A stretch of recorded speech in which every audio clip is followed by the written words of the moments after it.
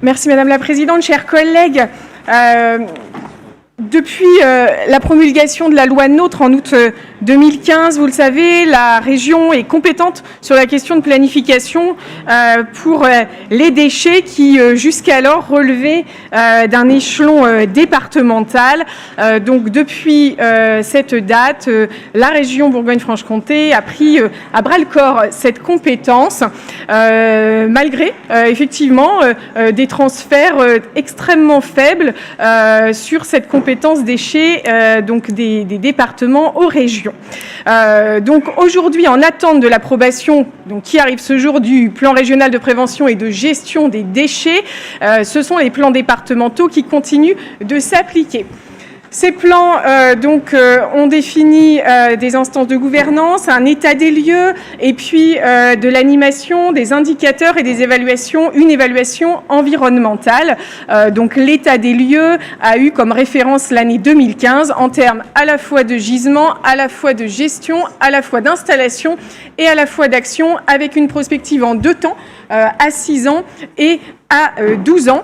Et ce plan, comme l'a dit Madame la Présidente, nous l'avons renforcé par un plan d'action d'économie circulaire extrêmement fort et extrêmement volontariste pour lequel nous avons conventionné avec l'ADEME.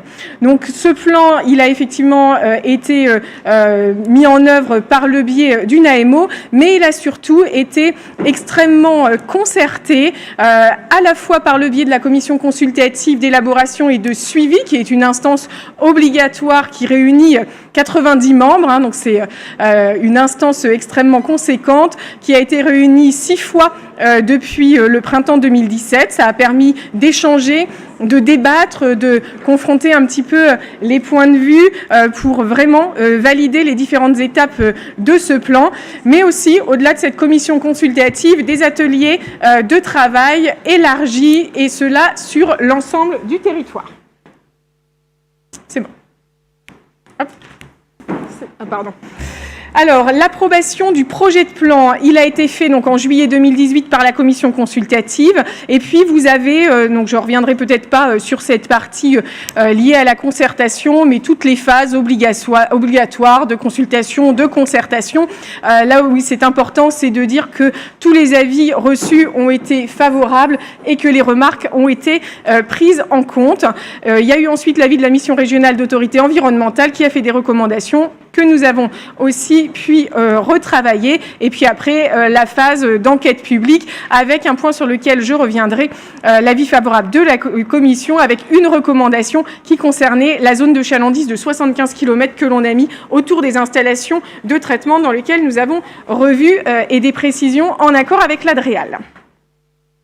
Alors, ce plan, donc, qui ressort de la concertation et du travail de planification, c'est un plan, donc, je vous l'ai dit tout à l'heure, avec une première phase liée à un état des lieux et à une évaluation du gisement des déchets, les déchets ménagers et assimilés, les DAE et les déchets inertes du BTP, sur lequel on a fait un travail important lié à la fois aux anciens schémas départementaux du BTP qui pouvaient exister, qui n'existaient pas partout, donc qui nous ont permis de travailler sur cette partie du gisement. Donc vous voyez un total pour la région de 11,2 millions de tonnes, soit presque 3000 kilos par habitant. Un choix de scénario donc pour le plan régional, donc c'est le PRPGD, avec des objectifs chiffrés, des objectifs qui sont ambitieux et qui vont vraiment au-delà de la réglementation qui était imposée. Si on a mis des objectifs ambitieux, c'est aussi parce qu'après l'évaluation qui a été faite et après toute la concertation que nous avons lancée, nous avons pu évaluer que ces objectifs, ils étaient concrets et ils étaient surtout réalisables.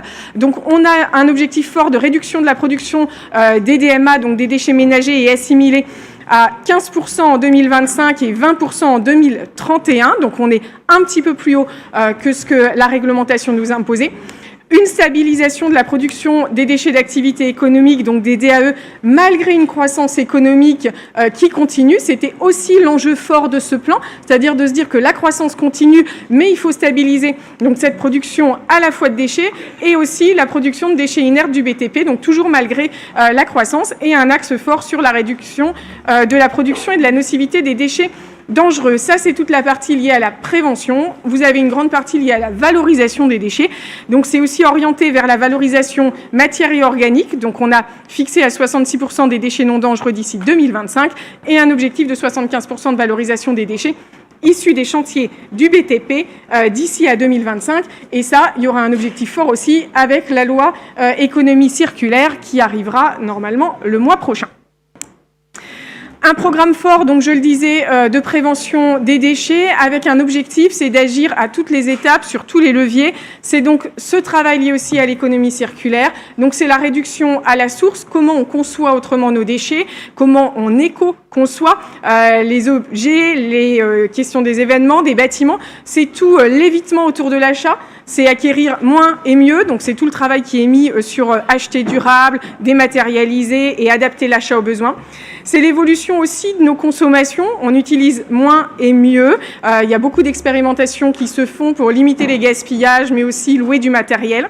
C'est l'évitement de l'abandon. Ça veut dire on jette moins, donc on composte, donc on développe la consigne du verre, donc on valorise, on réutilise, on réemploie, on répare, on donne. On est là sur les 7 piliers de l'économie circulaire. C'est aussi utiliser moins de produits nocifs en sensibilisant, en formant, avec tout le travail d'éco-exemplarité des collectivités et des administrations.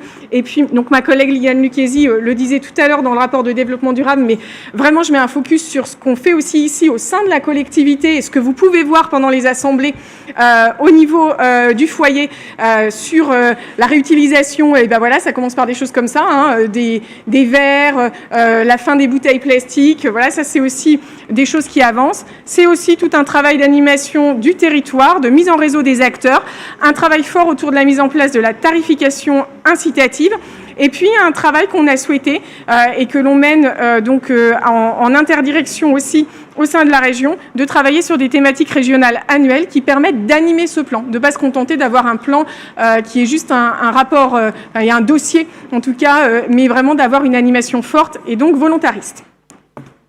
Donc la question de la valorisation, cette fois-ci, c'est de pouvoir renforcer le tri pour permettre donc une meilleure valorisation. Donc c'est un travail d'ici à 2022 d'extension de toutes les consignes de tri à tous les emballages plastiques. Ça existe sur certains territoires qui sont déjà très moteurs, mais ce n'est pas forcément le cas partout. C'est le développement de la collecte des biodéchets sur lequel on a un enjeu extrêmement fort. Et c'est aussi la généralisation de la mise en place du tri 5 flux pour les entreprises. C'est l'amélioration du fonctionnement des déchetteries. Donc, c'est aujourd'hui l'amélioration du maillage des déchetteries privées qui est insuffisant et la modernisation et la mise en place de systèmes innovants et combinés. Donc, on a tout un travail autour de la réparation. En étant vigilant aussi à ce qui va arriver le mois prochain dans la loi économie circulaire sur la question des déchetteries et en particulier pour les professionnels, parce que du coup, il y a eu des annonces qui ont été faites par la ministre sur lesquelles nous allons être très attentifs. Et c'est sensibiliser et accompagner les entreprises et les artisans autour de la question donc, du réemploi, de la réparation, du recyclage, d'un développement des pratiques de tri sur les chantiers, de développement de mutualisation aussi. C'est toutes les logiques de ce qu'on appelle l'EIT, l'écologie industrielle et territoriale, pour lequel on accompagne les collectivités ou les syndicats des déchets sur des techniques d'EIT et du coup des postes d'ingénierie. On a un sujet qui est souvent le sujet donc fort et en tout cas qui mobilise les collectivités ou les syndicats de traitement, qui est celui de la gestion des installations, donc avec ce principe de proximité et d'autosuffisance, avec, je le rappelle, mais en tout cas une priorité aux déchets produits en région, en Bourgogne-Franche-Comté. Donc pour tout ce qui est installation de stockage, on a divisé par 2 les tonnages enfouis et les capacités de stockage. Donc on va sur une réduction des déchets, donc on réduit aussi le tonnage et les capacités d'enfouissement. C'est de pouvoir justifier donc, la zone de chalandise dont je parlais tout à l'heure pour le producteur et l'installation. Donc justifier tout traitement au-delà d'une distance de 75 km depuis les lieux de production. On a mis cette zone de 75 km parce qu'on pense que c'est réalisable quand on voit la carte de la Bourgogne-Franche-Comté. Et si ce n'est pas possible, en tout cas, il y aura besoin de se justifier auprès de l'ADREAL pour avoir une dérogation. c'est l'importation depuis les régions voisines dans une limite maximale de 10% de la capacité de l'installation sollicitée. Ça reste un point fort sur lequel vraiment on souhaite aller. Je pense particulièrement au département de Lyon qui avait un plan départemental à 15%. Donc aujourd'hui, on est sur un plan départemental qui limite à 10% les capacités, un maintien des installations, donc évidemment sous maîtrise d'ouvrage public, un aménagement pour améliorer l'impact environnemental, et puis pour les usines d'incinération, c'est de pouvoir vraiment mutualiser les installations et coopérer inter-usines, en tout cas d'avoir une vraie programmation qui permette ce travail. On a remis, parce que ça avait été demandé en commission 4, et pour que ça rende les choses un petit peu plus lisibles, et j'espère que ça l'est, les unités d'incinération, donc ça c'est l'état des lieux des unités d'incinération aujourd'hui sur l'ensemble de la région. Vous pouvez voir. Et les installations de stockage de déchets non dangereux que vous pouvez aussi voir. Donc vous voyez là le maillage qu'il y a sur le territoire au niveau des installations de stockage. Vous avez aussi l'évolution des capacités de stockage, donc en partant de 2018 à 2031. Donc on voit une baisse considérable et parce qu'on a un gros travail de prévention autour.